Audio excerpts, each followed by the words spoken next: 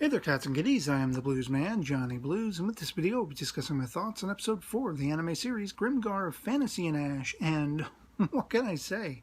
This was actually a pretty decent episode. I would say just shy of being an almost excellent episode. For those of you who have been following my coverage of this particular series, I've been pretty hard on it, not unfairly so, at least to my estimation, with the just god-awful pacing and, nonsense dialogue that really doesn't go anywhere, the lack of any real characterization to draw me in and connect me to any of these characters. I mean, for the first 3 episodes, I knew one character's name from memory, Ranta, because he's the loudmouth, annoying jerk face of the group.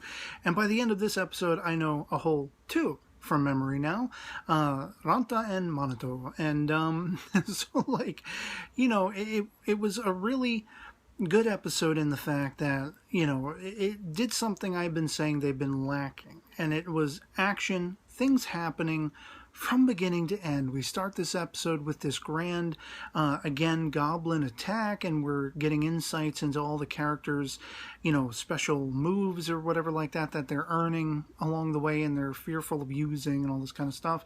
And Ranta with his, vices and demon and trying to give his demon powers and everything. And unless I missed something, did we not see the demon? I don't know. They were saying it was actually kind of cute or whatever, and I just feel like I didn't see it there. And he thinks the goblin that he's going up against is like a tricky goblin or whatever like that, which herein lies the problem with this episode. If there are any problems with the episode, number one, from a characterization standpoint, I'm not invested in any of these characters. I really don't feel anything for them. I don't feel any sort of connection to them. And there's a level of, they kind of keep tipping their hat the entire episode. Like, oh, is this a tricky goblin? Well, we're going to be meeting a whole host of tricky goblins very shortly. And then it's, you got Manato talking about how important, after they've successfully killed this one goblin, how important everyone is to the whole thing. And he's looking longingly up at the sky. And you just know they're not very subtle with it. They're like tipping the hat. Hey, something's coming. Get your bearings, make sure your seatbelts are fastened, and your tray tables are up in their upright positions because something's coming. And even to the point of, the MC character, when he's gone through what importance and what everyone brings to the table in their little party, Manato doesn't mention the MC, and the MC's like, well, I could always ask him at another time, ... or so I thought. And so it's just like, the tension was kind of nil in building up to what then happens. And it's all of the action of what happens at least makes up for it, to a point. From MC seeing the sort of glistening of one of the goblins, I guess, arrows or something, or the bow and arrow, whatever it is. And the arrow was fired. He takes the first hit, which I didn't actually expect. I was pleasantly surprised that, Manato didn't get hit right out of the gate, didn't get hit immediately. We see MC get hit, I think, twice, actually. One in, the shoulder, right up here, and then one down in the leg, shin, whatever it is, I believe. Manato's healing him and trying to get him out of the way of these goblins, and then we have, a whole host of goblins showing up, all different colors, all different sizes. One gigantic, monster guy, who it's funny when they go hiding in the cave, Manato and MC, I think one of the, purple guys comes up to the big hulking, Hulk-sized goblin, if he's even a goblin, and, kicks him in the butt to get him out of the way so we can get the guys in the cave. And just everybody's freaking out. And when finally they all decide, hey, maybe we ought to retreat. I don't know, maybe it sounds like a good idea. Let's run. Then of course Manato gets hit in the back and you don't see right away, but they've been tipping the hat. So something's coming. And then the whole, for some reason, he can't heal himself. Was that even ever explained? I don't know exactly. For some reason, nothing was working to heal him, and so he dies. And, the sort of cruel reality of that scenario was not without emotion. I just, I don't know any of these characters. I'm not drawn to any of them. They're, I'm largely unfamiliar with them, so like, it's compelling, but like compelling when you're driving past a car wreck. You feel really bad for whatever happened, and you're praying to whatever heavenly deity or karma or good vibes or whatever it is. You're praying that whoever had suffered the accident will be okay, or that they're at peace, that they won't suffer. And so it was kind of like that. While you're thinking that, you don't know the person. You're gonna go home, you're gonna drink your milk, you're gonna have your dinner, and see your wife and kids or your siblings or whatever, and talk about your day, talk about the bad accident that happened, and then you move on. And it was just interesting to me that in the aftermath of this, they bring him back to the church, or I guess, I'm not exactly sure, where the sorcerer from Disney's Fantasia apparently can't bring him back to life, and because he's dead already. And the one thing that I did think was actually somewhat surprising, to go alongside the fact that MC took the first couple arrows, was not only is he dead, but I mean, he could like become zombified. And so in order to avoid this, they gotta cremate him. Now, we don't see the cremation, but we see everyone huddled in a cemetery at the end, and MC's blowing ash out of his hands, so I guess that happened. And, like, that's stark compelling. Like, holy crap. And that's the gist of the whole episode. The whole episode, a lot of stuff was happening. There was momentum. There was great pacing. There was action. There was some tension. They still had a couple of dip moments between characters where not really a whole hell of a lot was being said. And I feel like, if you've ever watched Cinema Sins, whenever they're doing like a movie, everything wrong with a movie, and then somebody in the movie says something that, could be almost turned into a criticism against the movie, and the CinemaSins guy, Jeremy, is like, oh, he would have been excellent at CinemaSins. Well, there's that whole sequence where Ranta is like saying, I'm going to whack you to this one broad who's telling the story about the dreams she has and the god or whatever, and it's a wolf, and she rides its back, and he's like, look, I'm going to whack you if there's no point to this story. There better be a point to this story. And all I'm thinking is Ranta me? Like, Ranta would be good at reviewing Grimgar, Fantasy, and Ash. There better be a point. So at least there was a point to this episode. There were multiple points, no pun intended, considering the arrow wounds and all.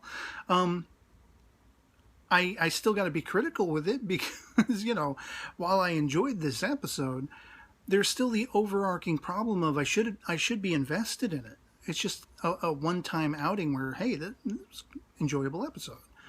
Still don't know anyone other than Ranta and now the dead guy, Manato. Still don't know their names. Don't feel like I have any reason to know their names. Is there going to be anything more to this? I don't know. I'm not sure at the moment what the point, to call back to Ranta, what the point of the series is, what the point of the story is. Is there a reason why we keep calling back to the world these characters came from, the memories they have, the sensations they have, the familiarity they seem to have, and seeing things here and there that remind them of these things, and like phrases, like again, there was a phrase, why do we seem so familiar with that phrase? What kind of question is that? Like, you say things. Why saying like, oh, let's go get him, or, rah, rah, sis, boom, bah. Like, do you need to know the entire etymology of what you just said? Like, why do they keep calling attention to this? Is it or isn't it going to become part of the story to find out more about where these characters came from? Are they ever going to get more gist of the fact that there is a world they left behind? Is there ever going to be a point to referencing those things? I don't know. And that's frustrating because that's the chief thing I want to know more about. And, like somebody could maybe make the argument, well, they're trying to string you along, and make you invested into this world. So it's like a shock, or it's like a big time twist, or, this is a big time reveal or whatever. But I mean, a lot of this is kind of predictable.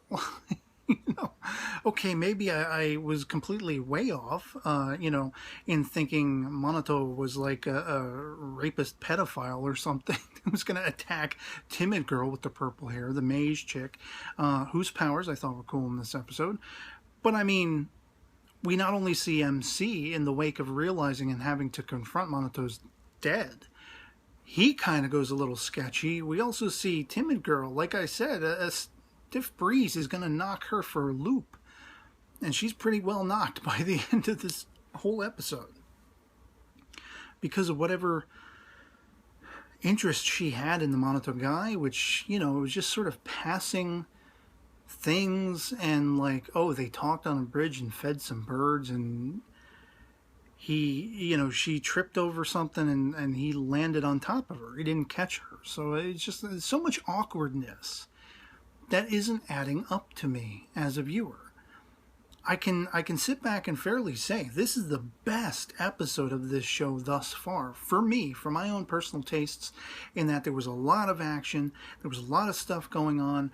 The character interplay was at least not done in a boring fashion as it has been in the previous episodes. Learning about these characters, learning about their own powers, the things that they're accumulating, the things they're becoming capable of, seeing them strategizing once again, seeing them become overwhelmed and losing one of their own, and the heartbreak of all of that, the emotional torrent in all of that. It was a fantastic episode. But at the end of the day, I'm still not attached to anyone. I still don't feel like I have a reason to care about any of this. And it's because I just don't know what they're trying to do. What is the point? Ranta for the win. What is the point? There better be a point. Mark my words. So yeah, I mean, I'm going to call it the way I see it. This was an enjoyable, exciting episode. I only care a little bit about any of it. I should care so much more if I'm going to be moved or invested in what's going on. And like another thing too, now that I think of it, I was highly critical of the fact that we got MC getting all weird rapey vibe about the girls in their skimpies if Ranta or anyone else encountered them and like all of that stuff and the weird vibe on Manato. Well, now we see what the weird vibe on him was all about. He wasn't going to be too long for the wind, but I mean, none of that other stuff is ever talked about or discussed again, referenced again. And yet, 2 episodes previous, the episode ends with Ranta running into the, sort of bath area, to try to scope the broads. And the next episode begins with him getting reprimanded. And not only him, all the guys who didn't end up having anything to do with it. So I feel like the plotting and the decision-making as to what they're going to focus on, it's like, okay, well, here's the main plot. Here's the main story. Here is the thing that is the most interesting. And these are the side things. Let's take the big chunk of interesting out and only focus on it cursorily or little by little or not enough. And instead of, giving all the characters meaningful dialogue, progressive dialogue, we'll just have them talk nonsense because that's charming. That's so charming. And so, yeah, still neither here nor there on this series as a whole.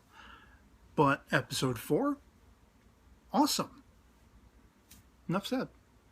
And so I'd love to hear from you guys in the comments below what your estimation of episode 4 of Grimgar Fantasy and Ash, if you could palate it, if you could, sort of bring up the courage within yourself. I know a lot of people I've been talking to drop this sucker already like a bad habit.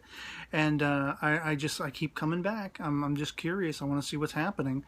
They got that going for it. If nothing else, if there's nothing really keeping me watching, other than the fact that I'm just curious to see if it ever gets better for my own personal taste. And again, just to reiterate, it's just my personal taste. Anything goes in the comments below. If you are loving it unabashedly, I'd love to hear all about why that is.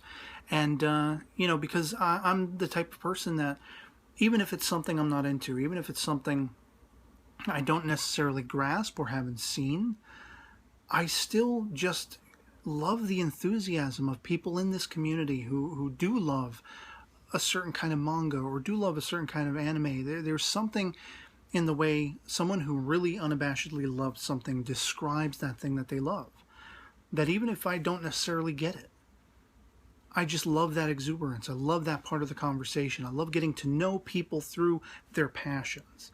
So honestly, if you love this series, tell me why. Because I'm not loving it.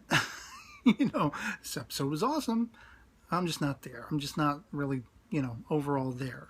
So yeah, our POVs can certainly disagree. I welcome any discussion. And otherwise, that'll be pretty much it for me on this. Hope this video finds you well. And I'll catch you all later. Peace.